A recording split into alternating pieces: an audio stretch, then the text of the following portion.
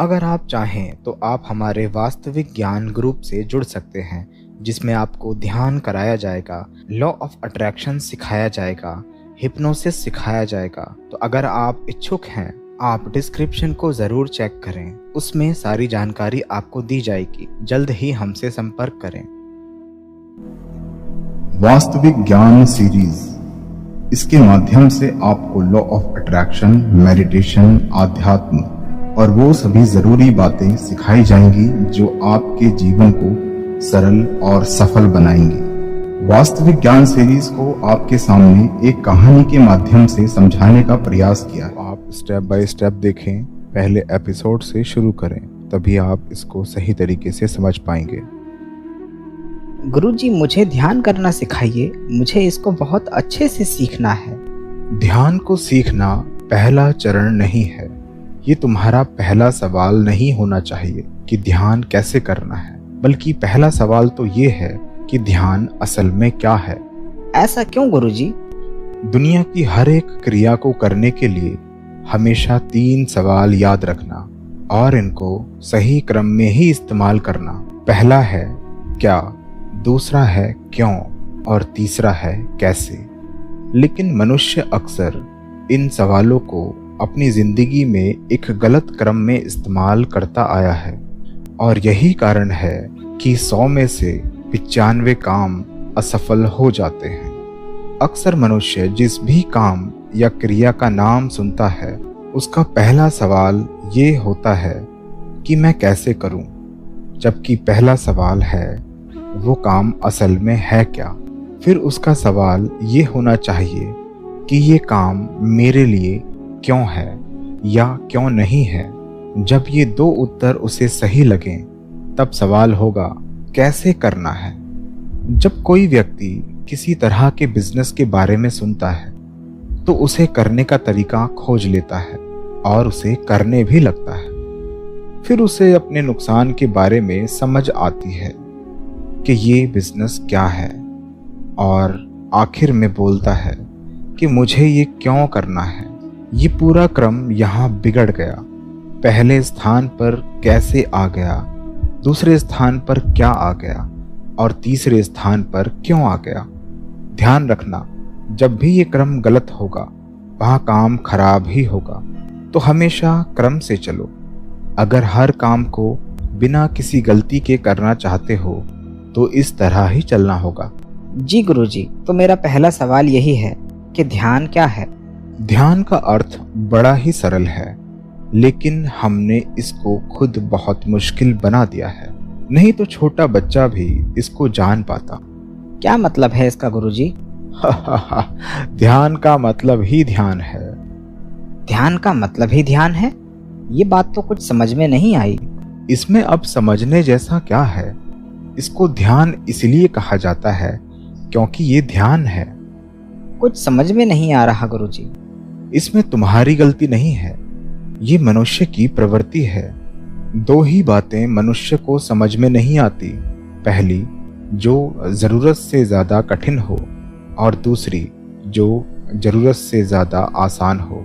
अच्छा, एक बात बताओ, जब हम बोलते हैं कि ध्यान से चलो, तो इसका क्या अर्थ है? इसका अर्थ है कि चलने पर फोकस करो, इधर उधर नहीं। बिल्कुल सही कहा। इसी को ध्यान से चलना कहते हैं। अगर इसका विपरीत देखा जाए तो इसे बेध्यानी कहेंगे।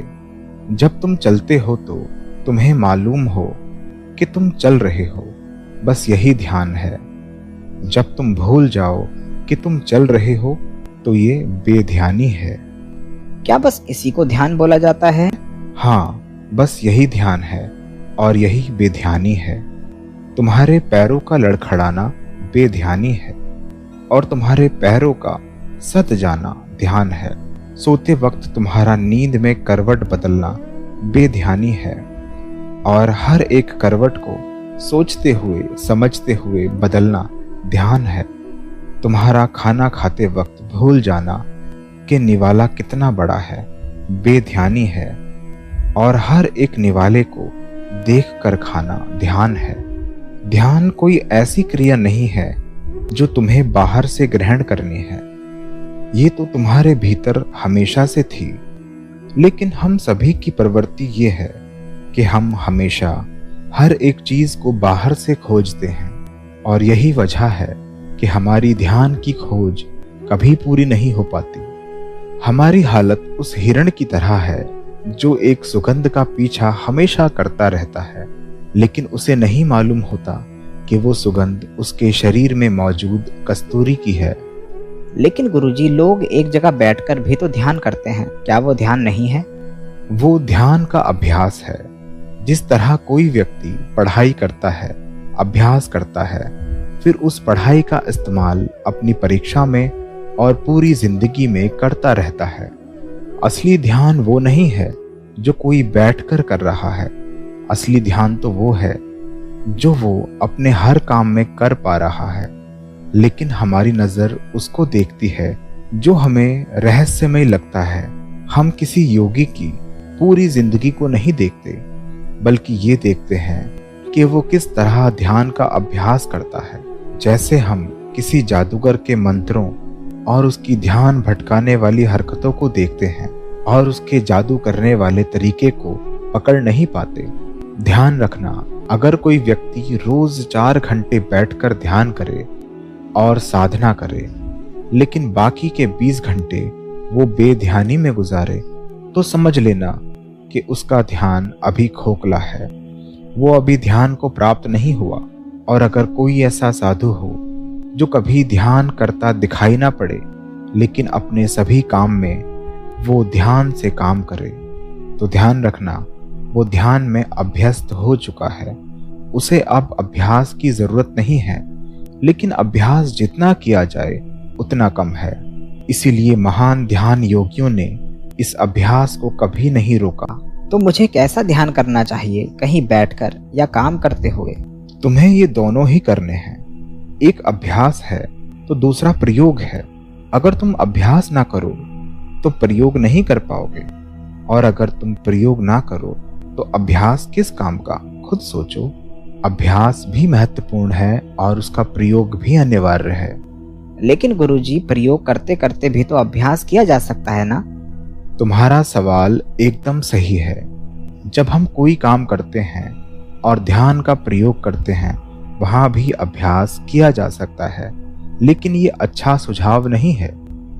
क्यों गुरुजी, इसमें क्या परेशानी है? पहले मुझे एक बात बताओ, क्या तुमने बचपन में साइकिल चलाई है? जी गुरुजी, चलाई है। जब तुमने साइकिल चलाने का अभ्यास किया था तो तुमने एक ऐसी सड़क चुनी थी जिसमें बहुत सी गाड़ियां चल रही हैं, बहुत से लोग चल रहे हैं, या फिर तुमने एक ऐसा रास्ता चुना था जो बिल्कुल खाली था? मैंने तो खाली सड़क पर ही अभ्यास किया था गुरुजी, उस वक्त जिस वक्त वहां पर कोई भी दिखाई नहीं देता था। लेकिन आज तुम उस खाली सड़क पर भी साइकिल चला सकते हो और उस भीड़ भाड़ वाली सड़क पर भी चला सकते हो।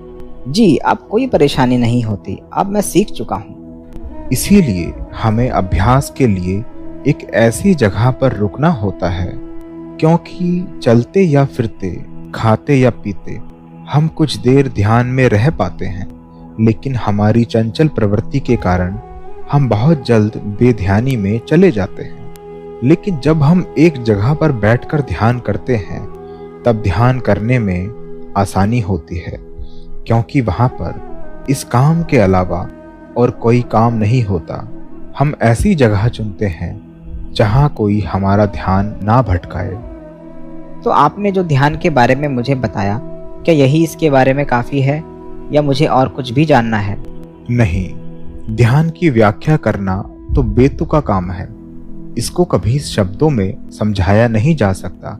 ये ठीक वैसा है जैसे मैं किसी ऐसे आदमी को सेब का स्वाद बताऊं जिसने आज तक कोई मीठा फल ना चखा हो, और मैं उसके सामने सेब के बारे में पूरी व्याख्या करूं, उसे दिन रात समझाऊं, लेकिन उसका कोई फायदा नहीं होगा। सही तरीका तो ये है कि मैं उसे सेब का स्वाद चखा दूं, तभी वो सही से जान पाएगा। उसी तरह ध्यान को सभी लोगों ने अपने अपने शब्दों में, अपने अपने दोहों में बताया है, लेकिन जिसने खुद ध्यान किया वही इसका स्वाद जान पाया। तो मैं तुम्हें भी ये चखाना चाहता हूँ तभी तुम अनुभव कर पाओगे। मैं सच में इसका स्वाद चखना चाहता हूँ, लेकिन जैसा आपने कहा था 3 सवालों को सही क्रम में रखना है। बिल्कुल, रखना अनिवार्य है। और क्रम के अनुसार दूसरा सवाल है कि ध्यान क्यों करना है। जी गुरुजी, दूसरा सवाल यही है। और कमेंट में बताएं। आपके रिस्पॉन्स के आधार पर ही आगे की सीरीज बढ़ाई जाएगी। तो हर एक एपिसोड को लाइक, शेयर, सब्सक्राइब ज़रूर करें ताकि हमें मालूम हो कि आगे भी आप इस तरह की चीज़ें चाहते हैं।